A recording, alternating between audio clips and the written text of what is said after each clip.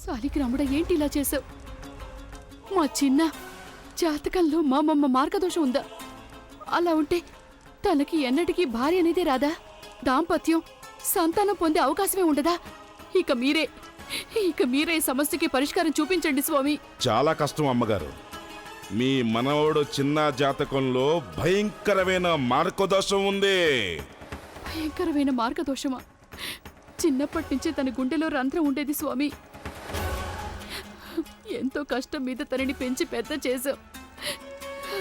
ఇక మీదే భారత్ స్వామి. మీరే ఏదో ఒకటి చెయ్యాలి. మీకేదో ఒక పరిష్కారం తెలిసే ఉంటుంది. జాతకం మీ కళ్ళ ముందే ఉంది. మీరేదైనా దారి చూపించాలి.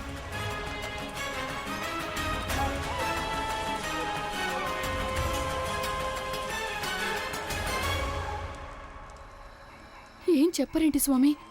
డబ్బులైతే అసలు సమస్య కాదు. ఎంత డబ్బు కావాలన్నా మీకు ఇస్తాను స్వామి.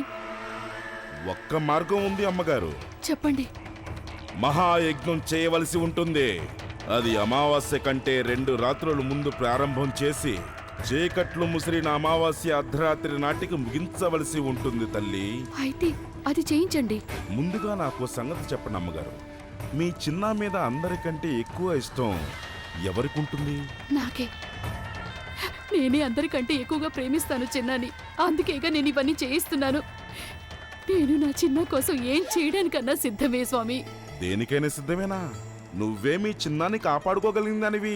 అందుకు నిన్ను నువ్వే బలి చేసుకోవాలి. ఇప్పుడు చెప్పండి అమ్మగారు, మీ చిన్న సంతోషం కోసం నీ ప్రాణాలు ఇవ్వగలవా? నువ్వు నీ జీవితాన్ని నువ్వే బలిదానంగా ఇవ్వగలవా? ఇప్పుడేగా అన్నావు నువ్వు మీ చిన్న కోసం ఏం చేయటానికైనా సిద్ధమే నేను అని.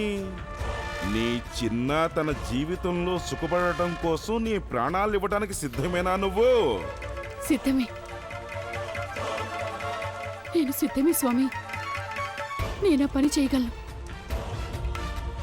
మా చిన్న కోసం నేను నా ప్రాణాలైనా ఇచ్చేస్తాను. నీ మాట విని ఎంతో సంతోషంగా ఉంది అమ్మగారు.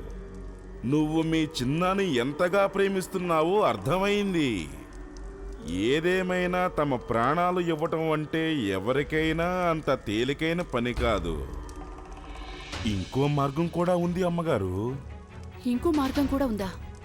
నేను తలబెట్టబోయే ఒక మహాయజ్ఞానికి గాను నువ్వు వరుసగా 3 రాత్రులు ఒక కన్నె పిల్లని శ్మశాన ఘట్టానికి తీసుకురావాల్సి ఉంటుంది. అది అమావాస్య రాత్రి పూట మాత్రమే ఆ కన్నెపిల్ల ద్వారానే బలి చేయవలసి ఉంటుంది. అంటే ఆ కన్నెపిల్ల కూడా తన ప్రాణాల్ని ఖచ్చితంగా త్యజించవలసి ఉంటుందా?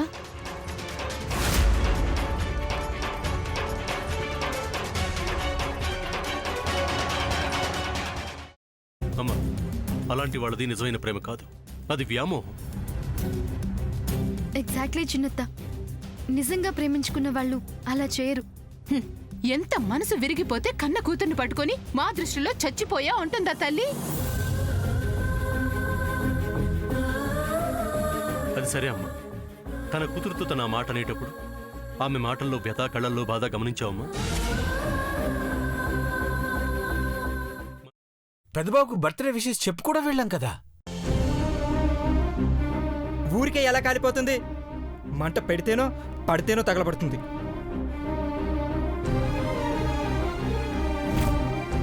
కరెక్ట్ చిన్నబాబు. నీకొచ్చినట్టే నాకు డౌట్ వచ్చింది. పార్వతే షర్టును తగలబెట్టిందనుకుంటా.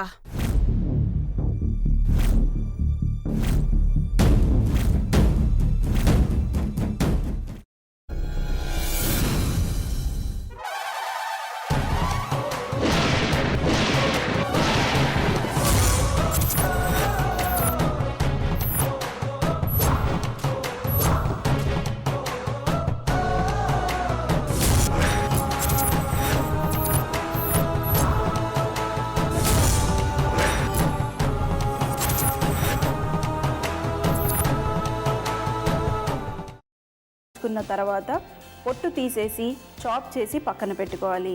ఒక ప్యాన్లో కొద్దిగా నూనె వేడి చేసి అందులో ఆవాలు, మినప్పప్పు, శనగపప్పు, కరివేపాకు, సన్నగా తరిగి పెట్టుకున్న ఉల్లిపాయలు వేసుకుని 1 నిమిషం పాటు వేయించుకోవాలి. ఆ తర్వాత కాల్చి కట్ చేసి పెట్టుకున్న వంకాయని కూడా అందులో వేసుకుని బాగా మిక్స్ చేసి బౌల్లోకి ట్రాన్స్ఫర్ చేసుకుని అందులో తగినంత చిక్కటి పెరుగు లేదా పల్చటి పెరుగు వేసుకుని మిక్స్ చేసి అన్నంతో కానివ్వండి, చపాతీతో కానివ్వండి సర్వ్ చేసినా చాలా బాగుంటుంది.